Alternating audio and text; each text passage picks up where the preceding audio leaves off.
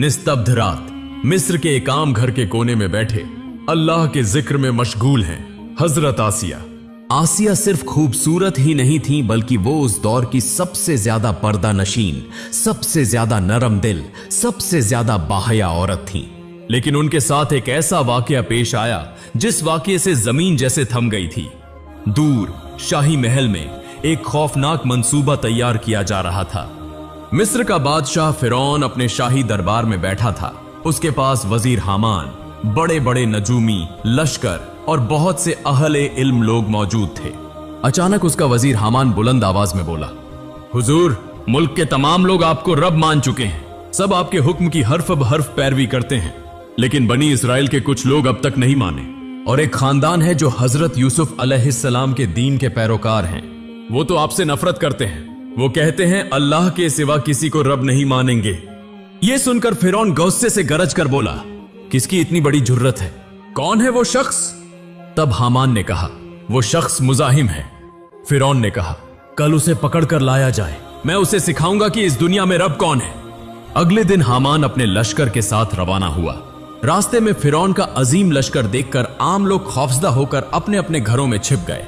लेकिन हामान अपने लश्कर के साथ मुजाहिम के घर के बाहर आकर बुलंद आवाज में पुकारने लगा। घर के अंदर से हजरत आसिया की वालिदा बाहर आईं और कहने लगी, क्या बात है, आप लोग किस लिए आए हैं? जब ये बात हो रही थी, उसी लम्हे हामान की नजर पाकीजा हुसैन नरम खूं आसिया पर पड़ी। वो हैरान होकर एकटक उन्हें देखता रह गया। कुछ देर गुफ्तगू के बाद वो लोग वहां से शाही दरबार वापस लौट आए। उस रात फिरौन अपने कमरे में फिक्रमंद बैठा था। यह देखकर हामान ने पूछा, जहां पनाह, आप किस सोच में हैं? फिरौन ने कहा, हामान, क्या तुमने गौर किया है? मेरे पास इतनी बड़ी सल्तनत है, अजीम महल है, बेशुमार गुलाम और लौंडियां हैं। मेरे खजानों में सोना, चांदी, हीरे, मोती, किसी चीज की कमी नहीं, लेकिन एक चीज की कमी है। हामान ने हैरान होकर पूछा, लेकिन जहां पनाह, आपको किस चीज की कमी हो सकती है? आप तो रब हैं, मैं तो कोई कमी नहीं देखता। फिरौन ने आह भरते हुए कहा, कमी है हामान, मेरे तख्त के बराबर बैठने के लायक, मेरे इस महल को मुकम्मल करने वाली कोई मल्लिका मुझे आज तक नहीं मिली। हामान, मैं अपने दिल की मल्लिका नहीं ढूंढ सका। मैं ऐसी औरत चाहता हूं जिसे देखकर लगे कि इस दुनिया में उस जैसी कोई नहीं, जिसकी तरफ देखकर मुझे महसूस हो कि मैं वाकई खुदा हूं और वो मेरी देवी। उसी लम्हे हामान को मुजाहिम की बेटी आसिया याद आ गई। हामान मुस्कुराकर बोला, जहां पनाह, आज मैंने एक ऐसी लड़की देखी जिसे देखकर लगे कि वो चांद से भी ज्यादा हुसैन है। उसका हुस्न ऐसा है कि दुनिया का कोई भी शख्स उसके हुस्न की आग में जलकर दीवाना हो जाए। आप अगर उसे देखें तो महसूस होगा कि दुनिया के तमाम फूलों से बढ़कर हुसैन है। जहां पनाह, उसका नाम आसिया है, वो मुजाहिम की बेटी है। कुदरत ने उसे अपने हाथों से मुकम्मल बनाया है। यह सुनकर फिरौन की आंखें लालच से चमक उठीं। वो ख्यालों में जैसे आसिया को देखने लगा। उसने कहा, बहुत खूब हामान, तुमने बिल्कुल वैसी ही औरत का जिक्र किया है जिसे मैं तलाश कर रहा था। मुझे वही चाहिए, फौरन निकाह की तैयारी करो। हामान ने कहा, लेकिन जहां पनाह, एक बड़ी मुश्किल है। फिरौन ने भौहें सिकोड़ कर पूछा, क्या मुश्किल है? हामान ने सर झुकाकर कहा, जहां पनाह, वो एक अल्लाह पर ईमान रखते हैं, हजरत यूसुफ अलैहिस्सलाम के दीन के पैरोकार हैं। जिस कौम को हमने गुलाम बना रखा है, जो हमारी खिदमत करती है, सड़कें साफ करती है, पत्थर तोड़ती है, क्या वो इस रिश्ते को कबूल करने के लिए तैयार होंगे? ये सुनते ही फिरौन खामोश रह गया। उसके घरूर को सख्त चोट लगी। वो गरज कर बोला, क्या कहा तुमने? वो राजी नहीं होंगे? मैं उसे हर हाल में चाहता हूं, जैसे भी हो उससे निकाह करूंगा। कल तुम लश्कर लेकर मुजाहिम के घर जाओ और उसे जाकर कहो उसकी किस्मत आज खुल गई है। खुद फिरौन उसकी बेटी से निकाह करना चाहता है। उसे कहो अपनी बेटी को तैयार रखे। चुनाचे अगले दिन हामान लश्कर के साथ मुजाहिम के घर की तरफ रवाना हुआ। मुजाहिम एक निहायत नेक और अल्लाह वाले इंसान थे। वह खुफिया तौर पर हजरत यूसुफ अलैहिस्सलाम के दीन की पैरवी करते थे। उनकी बीवी भी निहायत दीनदार थी और उनकी इकलौती बेटी आसिया थी। आसिया गोया अंधेरे में एक टुकड़ा चांद थी। उनका हुस्न जितना बेमिसाल था, उतना ही उनका दिल आसमान की तरह कुशादा था। वह सारा दिन घर के काम करती और दिल ही दिल में अल्लाह का जिक्र करती। मुजाहिम अपने घर के अंदर बैठे थे। अंदर से आसिया की कुरान मजीद की तिलावत की मीठी आवाज गूंज रही थी। अचानक पूरा गांव जैसे कांप उठा। यूं लगा जैसे झलझला आ गया हो। मुजाहिम घबराकर खड़े हो गए। वह खौफजदा होकर बीवी से कहने लगे, सुनो ये कैसा शोर है? ऐसा लग रहा है जैसे हजारों घोड़े हमारे घर की तरफ दौड़े चले आ रहे हों। फिरौन के सिपाही इधर क्यों आ रहे हैं? क्या वह फिर हम पर कोई नया जुल्म करने आ रहे हैं? उनकी बीवी खौफ से कांपने लगी। चंद ही लम्हों में हामान का अजीम लश्कर मुजाहिम के घर के सामने आ खड़ा हुआ। साथ सैकड़ों मुसल्लह सिपाही थे। उनके हाथों में नंगी तलवारें थीं, आंखों में संगदिली। फिर हामान ने बुलंद आवाज में पुकारा, मुजाहिम है मुजाहिम, घर से बाहर आओ। ये आवाज सुनते ही मुजाहिम अल्लाह का नाम लेकर कांपते हुए घर से बाहर निकले। उनके पीछे उनकी बीवी थी। दरवाजे की ओट से आसिया भी सब देख रही थी। बाहर का मंजर निहायत खौफनाक था। सैकड़ों सिपाही, सबके हाथों में खुली तलवारें, आंखों में बेरहमी। मुजाहिम ने हामान को फौरन पहचान लिया। यह तो फिरौन का वजीर है। मुजाहिम ने हाथ जोड़कर अदब से कहा, ए मुअज्जज वजीर, आपने मुझे क्यों तलब किया है? हम तो आम रियाया हैं। हम तो आपके तमाम काम सही तरीके से करते हैं। खिराज देते हैं। हमारा क्या कसूर है? इतना बड़ा लश्कर लेकर मेरे पास क्यों आए हैं? हामान हंसकर बोला, डरो मत, मैं तुम्हें जंजीरों में जकड़ने या कैद करने नहीं आया। मैं तुम्हें ऐसी खुशखबरी देने आया हूं कि सुनकर तुम खुशी से दीवाने हो जाओगे। तुम्हारी 7 पुश्तों की किस्मत आज खुल गई है। मुजाहिम हैरत से देखने लगे, कहने लगे, हुजूर, हम जैसे गुलामों की किस्मत क्या खुलेगी? हामान ने कहा, कान खोलकर सुनो। हमारे अजीम रब मिस्र के हाकिम फिरौन ने तुम्हारी बेटी आसिया के हुस्न का चर्चा सुना है। वह तुम्हारी बेटी को अपने महल की मल्लिका बनाना चाहता है, उससे निकाह करना चाहता है। आज ही तुम्हें रजामंदी देनी होगी। यह सुनते ही मुजाहिम के सिर पर जैसे आसमान टूट पड़ा। उनके पांव तले से जमीन खिसक गई। उनकी बीवी चीख मारकर रोने लगी। घर के अंदर आसिया दरवाजे की ओट से सब सुन रही थी। उनके हाथ से पानी का गिलास गिरकर टूट गया। मुजाहिम जमीन पर बैठ गए। उनकी आंखों से आंसू बहने लगे। वह हामान की तरफ देखकर रोते हुए बोले, वजीर साहब, ये आप क्या कह रहे हैं? फिरौन तो हमारा बादशाह है, हम उसकी रियाया हैं। मेरी बेटी बहुत सादा और दीनदार है। वह इस ऐशो अशरत और ताकत को नहीं समझती। फिरौन जैसे जाबिर इंसान के साथ उसकी जिंदगी कैसे गुजरेगी? उस महल में मेरी फूल जैसी बेटी जिंदा नहीं रह पाएगी। रहम करें, हमें मुआफ कर दें। जान ले ले मगर बेटी न मांगे। हामान गुस्से में आग बगूला हो गया। उसने कमर से तलवार निकालकर उसकी नोक मुजाहिम के गले पर रख दी और गरज कर बोला, तुम्हारी जुर्रत तो कम नहीं। फिरौन के रिश्ते को ठुकराने की हिम्मत कहां से आई? जानते हो तुम किसके मुंह पर इनकार कर रहे हो? अंजाम जानते हो? अगर तुम इस निकाह पर राजी न हुए तो बहुत नुकसान उठाओगे। मुजाहिम की आंखों से आंसू बहते रहे। हामान सर्द लहजे में बोला, सुनो मुजाहिम, मैं तुम्हें कल सुबह तक मोहलत देता हूं। अगर कल सूरज निकलने से पहले तुम अपनी बेटी को अपनी मर्जी से फिरौन के हवाले न किए तो मैं कसम खाकर कहता हूं तुम्हारे पूरे गांव को जला दूंगा। तुम्हारी आंखों के सामने तुम्हारी बीवी को कत्ल कर दूंगा। तुम्हारी बेटी को जबरदस्ती उठा ले जाऊंगा। सिर्फ यही नहीं, तुम्हारी कौम के हजारों बच्चों को कत्ल कर दूंगा और इस सब का जिम्मेदार तुम होगे। अब फैसला तुम्हारे हाथ में है, तुम्हारी बेटी की जान या पूरी कौम की जान। कल सुबह मैं दोबारा आऊंगा। हामान अपना लश्कर लेकर चला गया। घर के अंदर मां बाप दोनों पागलों की तरह रो रहे थे। वह किसी सूरत यह कबूल नहीं कर पा रहे थे कि अपनी पाकीज़ा बेटी को उस जालिम के हवाले करें। मुजाहिम दुआ करते हुए कहने लगे, ए अल्लाह, तूने मुझे इतना गरीब क्यों बनाया? मेरी बेटी को इतना हुसैन क्यों बनाया? मेरी इस पाकीज़ा बेटी की हिफाजत फरमा, वह तेरी ही इबादत करती है। उसी वक्त घर के अंदर से आहिस्ता कदमों से आसिया बाहर आईं। उनकी आंखों में आंसू नहीं थे, एक अजीब सा सुकून था। उनके चेहरे से ईमान का नूर झलक रहा था। वह आकर बाप को तसल्ली देते हुए बोली, बाबा आप न रोएं, जिंदगी और मौत अल्लाह के हाथ में है। अगर अल्लाह ने तकदीर में कोई आजमाइश लिखी है तो हम उससे भाग नहीं सकते। अगर आप मेरी खुशी के लिए इस रिश्ते को ठुकरा देंगे तो हजारों बेगुनाह लोग मारे जाएंगे। उन मासूम बच्चों के खून का बोझ क्या मैं उठा सकूंगी? क्या मेरी एक जान हजारों जानों से बढ़कर है? आसिया ने आसमान की तरफ देखा। उन्हें यूं महसूस हुआ जैसे अल्लाह ने उन्हें किसी अजीम मकसद के लिए मुंतखब कर लिया हो। उन्होंने कहा, बाबा आप हामान को खबर भेज दीजिए, अल्लाह ताला ने तकदीर में जो लिखा है वही होगा। मैं फिरौन से निकाह करने पर राजी हूं। मुजाहिम चीख उठे, नहीं बेटी, ये नहीं हो सकता। तू अपना ईमान कैसे बचाएगी? तू उस काफिर के घर में कैसे रहेगी? आसिया ने कहा, बाबा क्या हजरत यूसुफ अलैहिस्सलाम मिस्र के काफिर बादशाह के महल में रहकर भी नबी नहीं थे? क्या अल्लाह ने उनकी हिफाजत नहीं फरमाई थी? और हजरत लूत अलैहिस्सलाम की बीवी नबी के घर में रहकर भी काफिर थी, और मैं काफिर के घर में रहकर भी मोमिन रहूंगी। खुद अल्लाह मेरी हिफाजत फरमाएगा। मेरा जिस्म शायद फिरौन के महल में जाएगा, लेकिन मेरी रूह और मेरा दिल हमेशा अपने रब के सिजदे में झुका रहेगा। मैंने अपने आप को अपनी कौम के लिए कुर्बान कर दिया। आप बस दुआ कीजिए कि अल्लाह मेरी इज्जत की हिफाजत फरमाए। उस रात आसिया सारी रात सिजदे में रही। वह रोई नहीं, बस दुआ करती रही, ऐ मेरे रब, मैं दुनिया की आग से अपनी कौम को बचाने के लिए खुद को पेश कर रही हूं। तू मुझे आखिरत की आग से बचाना, तू उस जालिम के लम्स से मुझे पाक रखना, हमारी इज्जत की हिफाजत फरमाना, मेरे ईमान को मजबूत रखना। अगली सुबह सूरज निकलने से पहले ही हामान अपने अजीम लश्कर के साथ दोबारा मुजाहिम के दरवाजे पर पहुंच गया। उसकी आंखों में फतह की मुस्कुराहट थी। वह जानता था कि मुजाहिम इनकार नहीं कर सकेंगे।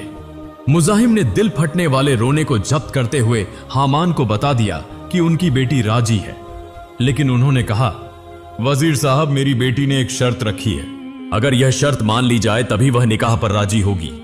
हामान हैरान होकर बोला, शर्त? फिरौन के सामने शर्त रखने की हिम्मत किसकी है? अच्छा बताओ, क्या शर्त है?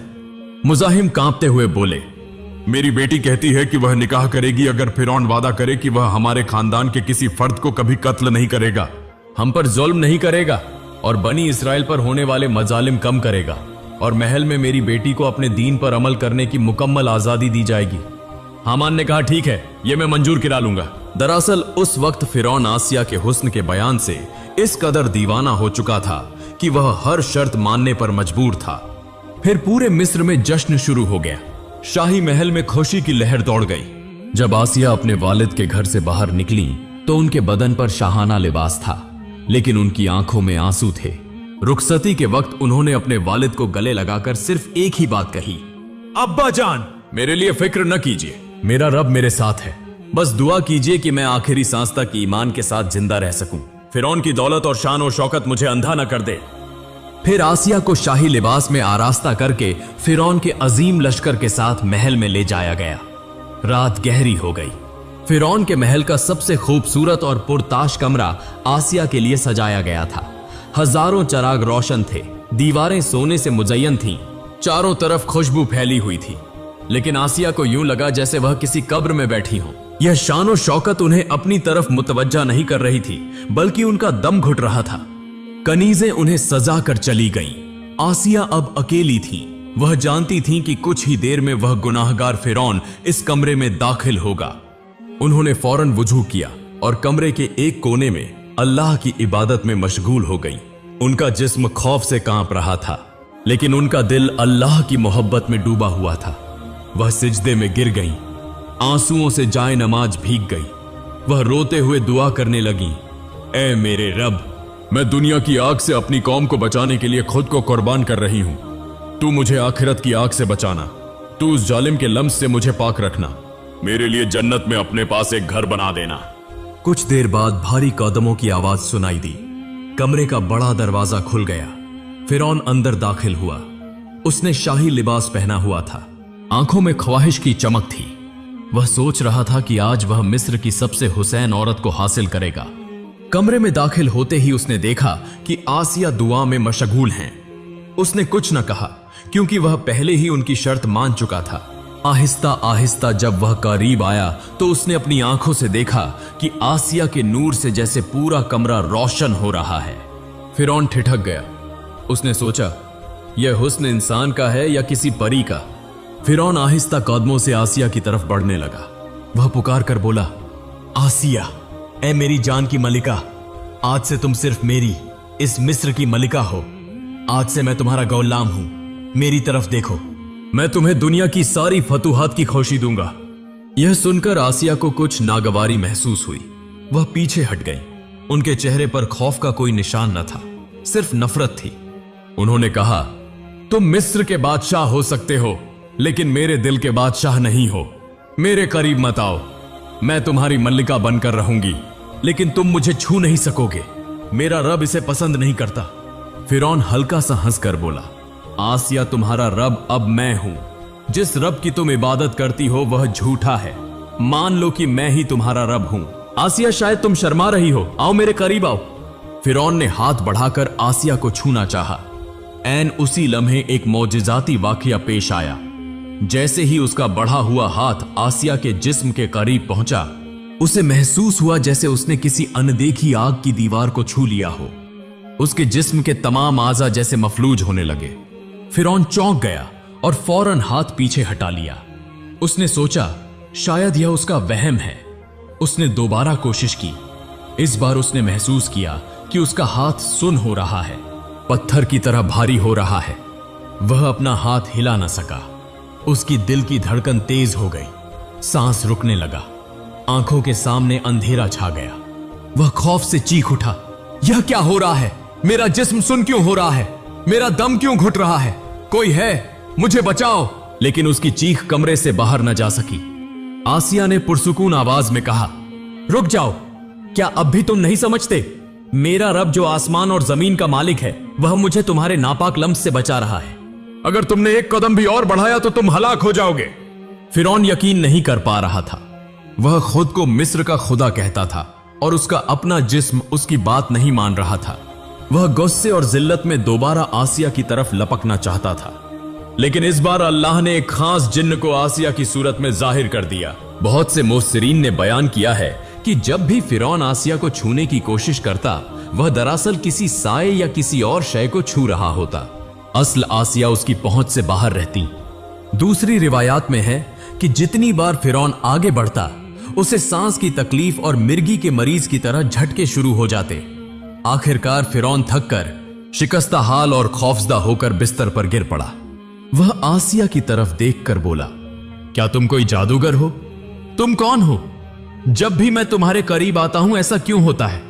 मैं मिस्र का बादशाह हूं, तुम मुझे कबूल क्यों नहीं करती? आसिया ने कहा, मैं जादूगर नहीं हूं, मैं एक अल्लाह की बंदी हूं। अगर तुम मेरे करीब ना आओ तो तुम सलामत रहोगे, और अगर जबरदस्ती करोगे तो मेरा रब तुम्हें हलाक कर देगा। तुम मुझे मल्लिका का मुकाम दे सकते हो, लेकिन शौहर की हैसियत से कभी हासिल नहीं कर सकते। फिरौन खौफजदा हो गया। उसे अपनी जान अजीज थी। उसने सोचा, इस औरत को जबरदस्ती हासिल करना फायदेमंद नहीं, बेहतर है इसे हाथ न लगाया जाए। इसके साथ कोई अनदेखी ताकत है। उसने अपनी इज्जत बचाने के लिए यह बात किसी से न कही। उस रात के बाद फिरौन को कभी भी आसिया को छूने की हिम्मत न हुई। दिन के वक्त वह सबके सामने आसिया को मल्लिका कहकर मतारिफ करवाता, लेकिन रात के वक्त वह उनके कमरे में दाखिल होने की जुर्रत भी न करता। अल्लाह ताला ने अपनी प्यारी बंदी आसिया को फिरौन जैसे बदतरीन काफिर के घर में रखकर भी सारी जिंदगी कुंवारी और पाकीजा रखा। इसी तरह दिन गुजरते गए। आसिया महल में मल्लिका बनकर रहती थी, लेकिन उनका दिल अल्लाह की याद में लगा रहता था। वह जानती थी कि उनकी असली आजमाइश अभी बाकी है। एक रात हजरत आसिया अपने कमरे में बैठी थी। फिरौन आहिस्ता आहिस्ता उनके पास आया और बोला, तुम अब भी क्या सोचती रहती हो? किस बात की इतनी फिक्र है? इतना बड़ा महल, इतनी बड़ी सल्तनत पाकर भी क्या तुम खुश नहीं हो? हजरत आसिया ने फरमाया, मेरे शौहर, मैं तो आप ही के बारे में फिक्रमंद हूं। फिरौन चौंक कर बोला, मेरे बारे में? तुम क्या सोचती हो? हजरत आसिया ने कहा, मेरे शौहर, आपके अमाल देखकर मैं हैरान होती हूं, क्योंकि जिस तरह आप खुद को रब होने का दावा करते हैं, यह बहुत बुरी निशानी है। रब तो वह अजीम अल्लाह है जिसने सारी कायनात को पैदा किया है, लेकिन आप खुद को रब कहकर न सिर्फ अपने आप को बल्कि पूरे मिस्र को हलाकत की तरफ ले जा रहे हैं। ओहो, अभी भी वक्त है, गौर करें और सीधे रास्ते की तरफ लौट आएं। मैं आपके अंजाम के बारे में फिक्रमंद हूं। यह सुनकर फिरौन की आंखें गुस्से से सुर्ख हो गईं, मगर वह कुछ कह न सका। सिर्फ इतना बोला, तो क्या तुम मुझे रब नहीं मानती? ठीक है, कल मैं तुम्हें ऐसी चीज दिखाऊंगा कि तुम यकीन कर लोगी कि मैं रब हूं। अगले दिन फिरौन आसिया को नील के किनारे ले गया। दरिया के बीच दूर एक छोटा सा जजीरा बना हुआ था। उसने इशारा करके कहा, आसिया, वह देखो, दूर जो जजीरा नजर आ रहा है वह मेरे हुक्म से बनाया गया है। अब कहो, क्या मैं रब नहीं? मैं सब कुछ कर सकता हूं। आसिया मुस्कुराकर बोली, मेरे शौहर, आप खुद को रब कहते हैं। अच्छा ठीक है, लेकिन जरा यह बताएं कि आपके कदमों के पास जो एक छोटा सा कीड़ा चल रहा है, क्या आप ऐसा एक कीड़ा बना सकते हैं और उसे जिंदगी दे सकते हैं? अगर आप यह नामुमकिन काम कर दिखाएं तो मैं आपको रब मान लूंगी। हजरत आसिया की यह माकूल बात सुनकर फिरौन खामोश हो गया। उसके मुंह से एक लफ्ज भी न निकल सका। वह सख्त गुस्से में आ गया। महल वापस आकर अकेला कहने लगा, सब मुझे रब मानते हैं, लेकिन मेरे अपने घर में मेरी बीवी मुझे रब नहीं मानती। यह हरगिज बर्दाश्त नहीं किया जा सकता। अगर वह वाकई मुझे रब नहीं मानती तो मैं उसे सख्त सजा देकर दुनिया से खत्म कर दूंगा। यह सोचते हुए वह इधर उधर टहलने लगा। यूं साल साल गुजर गए, लेकिन फिरौन न जानता था कि एक दिन अल्लाह ताला उसके गुरूर को खाक में मिलाने के लिए नील की मौजों में उसकी हलाकत का सामान भेजने वाला है। फिरौन के अंजाम का सबब अल्लाह के नबी हजरत मूसा अलैहिस्सलाम बनने वाले थे। जब अल्लाह किसी की हिफाजत करना चाहे तो दुनिया की सारी ताकतें मिलकर भी उसका कुछ नहीं बिगाड़ सकती। आसिया अकेली थीं, मिसाल के तौर पर तन्हा, लेकिन उनका ईमान पहाड़ की तरह मजबूत था। उनका भरोसा सिर्फ एक अल्लाह पर था और अल्लाह ने उनकी ऐसी हिफाजत फरमाई कि तारीख हैरान रह गई। फिरौन, जो खुद को खुदा कहता था, अपनी ही बीवी को छू न सका। यह है अल्लाह की कुदरत, यह है ईमान की ताकत। प्यारे नाजिरीन, यह किस्सा सिर्फ एक तारीखी वाकया नहीं, बल्कि हम सब के लिए एक सबक है। आसिया हमें सिखाती हैं कि हालात कितने ही सख्त क्यों ना हो, अगर अल्लाह पर भरोसा हो तो वह जरूर हिफाजत फरमाता है। वह हमें सिखाती हैं कि दौलत नहीं, ईमान ही असल दौलत है। वह हमें सिखाती हैं कि अल्लाह के साथ हो तो तन्हा होकर भी मजबूत रहा जा सकता है। अल्लाह रब्बुल आलमीन हमें भी हजरत आसिया की तरह मजबूत ईमान अता फरमाए। आमीन।